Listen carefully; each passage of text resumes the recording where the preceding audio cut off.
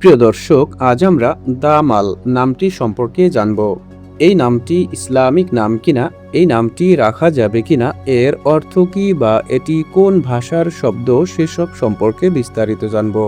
তো আসসালামু আলাইকুম দর্শক, আপনারা দেখছেন আব্দুল্লাহ ভিডি। ইসলামে সুন্দর নাম রাখার ব্যাপারে বেশ তাগিদ দেওয়া হয়েছে।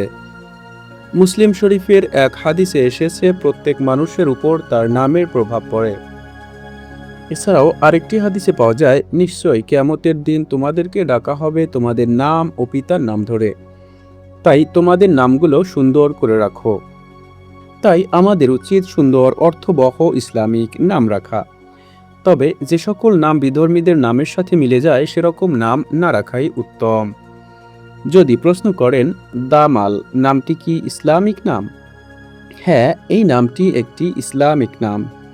এই নামটি সাধারণত ফার্সি ভাষার শব্দ কিংবা ফার্সি ভাষা থেকে এসেছে। এই নামটি মুসলিম ছেলে শিশুদের নাম হিসেবে রাখা হয়ে থাকে। আপনাদের নামের অর্থ জানতে কিংবা ভিডিও পেতে কমেন্টে নামটি লিখে সাবস্ক্রাইব করে রাখতে পারেন।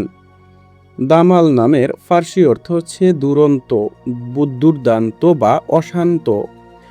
দামাল নামের বন্ধুদেরকে ভিডিওটি শেয়ার করতে ভুলবেন না। এই নামটি বিভিন্নভাবে রাখা হয়ে থাকে, মোহাম্মদ দামাল, দামাল ইসলাম, দামাল হোসেন ইত্যাদি। প্রিয় ধন্যবাদ সবাইকে।